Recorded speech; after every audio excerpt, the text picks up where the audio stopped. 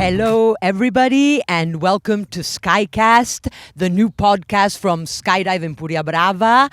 And this is a very special edition because we have, I guess, two guests that are part of the people who gave this amazing place to us. We are here today with Roland Hilfiker and Mitch Decoteau, who are effectively the founders of Skydive Empuriabrava. First of all, thank you very much to both of you for being here with us today. I think I'm going to start maybe with you, Roland, because I guess your family was part of the prehistory of this place. If I understand correctly, your father-in-law bought what was then simply, I believe, an airport in around the end of the 70s. And I will let you maybe tell us a little bit more of what happened from then on. Well, my father-in-law, as you said, purchased or took over this airport in about 77, something like that. And he ran it as a fixed base with services like fuel, customs, and everything. He ran a club here, the Aero Club of Empordà.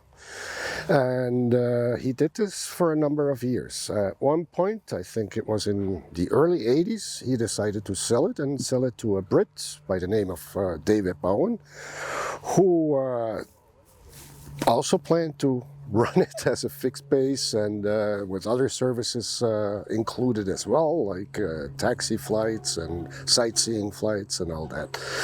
And we showed up in 1985 and had to actually deal with this British gentleman and then managed to get a little piece of land here to start our operation. Which was from the beginning, it was meant to be a skydive operation, is that correct? Correct.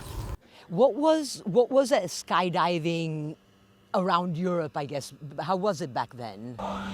It was much different than it is today because there wasn't that many professional centers around, and not so much teaching of skydiving and parachuting. And what we brought here was kind of an American process that we learned in America, which was very successful because a lot of Europeans would come to Florida and jump.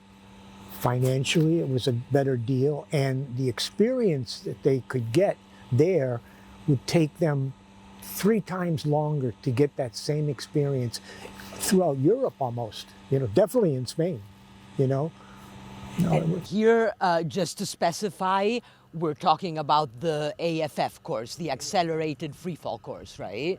So effectively, you were the people who kind of imported it.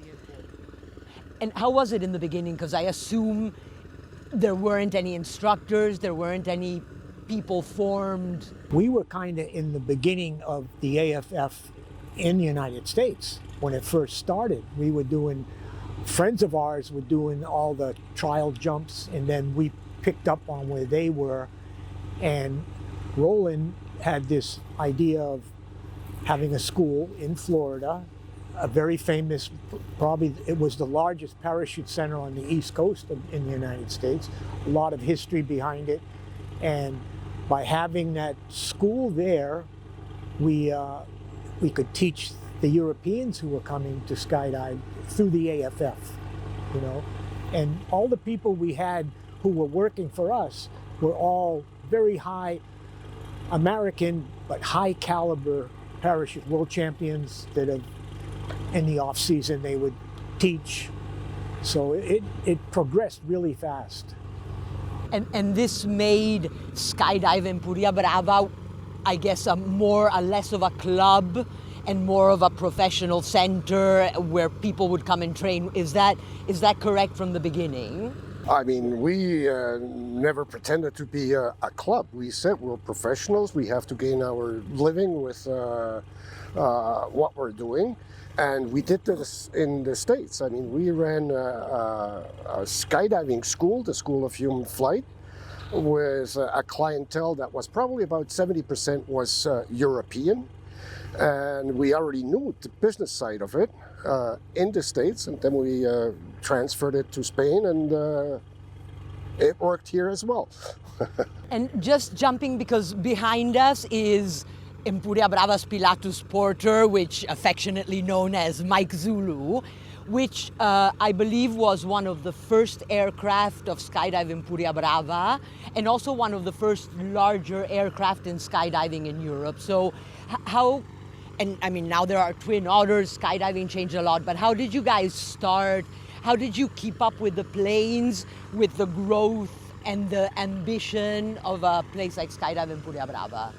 Well, growth was really exponential from the very beginning. We started off with a Pilatus Porter, which we hired from Holland, brought it down here for a period of a month, and we really flew the wings off that aircraft during 1 month, and then we followed up with another aircraft that we obtained locally, which was a small Cessna, a Cessna 207.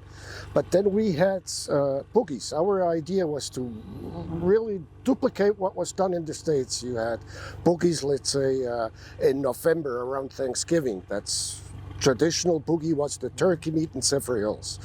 110 weight teams. I mean, 2,000 people at one time in one place, and we tried to do the same thing here.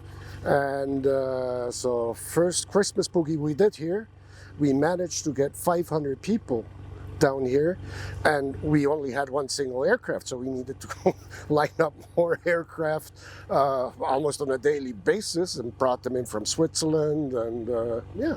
And with that, we gradually progressed until we were able to get this aircraft together with a partner I had at the time, Charlie Bohm, who still has an aircraft running here now. And yeah, we really were lucky in many, many ways.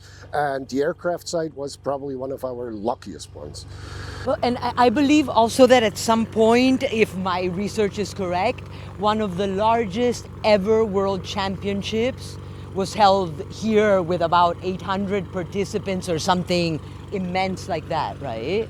I mean, it was by far the biggest world championship in relative work. Yes. We had 38 countries participating at a time when Russia was still the UdSSR, and right now it's a number of countries. So we really brought more teams, national teams, to a world championship than any organizer after us. At the same time, we organized competitions in canopy formation and in accuracy, and we had, as you said, 800 people here jumping over a period of 10 days, and it was madness, downright madness. And that just solidified the image of a professional place. Yeah, then you were more into what was the National Association, the FENDA. Oh, in Spain. In Spain. Yeah, but it was all under the one in Belgium, was it? The Federation? The International Federation. At the time it was in Paris. It was in Paris. So it puts you on a world stage when you have the World Championships with all these countries. Now you Empuriabrava became on a world stage of parachuting, which had never been done in Spain. But what was it that drove you guys to want to, I guess, do something so different than the way skydiving was lived and interpreted back then? Was it a passion for the sport? It was definitely a passion for the sport and to teach people. We never had any competition within Spain. I mean, no one could compete because of the caliber of people we had to teach. And we weren't really threatened by any other business parachuting organization in Spain. So instead of just holding on to that, we opened up the AFF to Spanish skydivers. We were teaching them how to become teachers in this new way of learning to skydive, where they could go back to their little drop zones around Spain and teach. And it was really interesting. And we had some really good Spanish skydivers. And we would put them through the paces to become an instructor. And many of them, after a few jumps, we would jump as a student and teach them. They would hold on to us. And we'd put them through some pretty rigorous training. And many of them, as good as they were, after a couple, 3 jumps, they go, oh, I don't think, maybe I'm not cut out for this, right? And oh, no, don't give up. Come on, let's go up again, you know? And almost take them to a position where I know for me, they would get mad at me. Oh, yeah, whatever. But the pleasure was after they were successful. It took that type of, and that's in parachuting, there's so many different ways to teach, like other sports, and you had to almost work like on where they came from, the country, their culture, and you had to adjust your training to that culture, you know? It was unique. It was unique and hard, but it was a fulfillment for us that they would hang in there and they'd become good skydivers. And there's a lot of good much better skydivers in Spain today than there were back then. Well, I think in presenting this new way to learn the sport, you guys also contributed to a much safer skydiving, accessible 100%. to normal 100%. people that aren't like big, bad, courageous. Yeah. No, it was phenomenal what happened here. And it worked.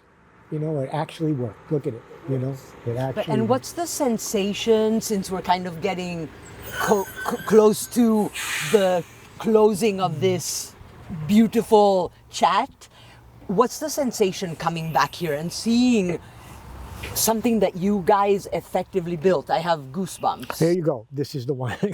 He found the place. He found it and talked me into coming over and joining him. And I go, oh, why not? Many of our students in Florida were from Europe, you know, so why bring them to the United States? We'll just do it right here.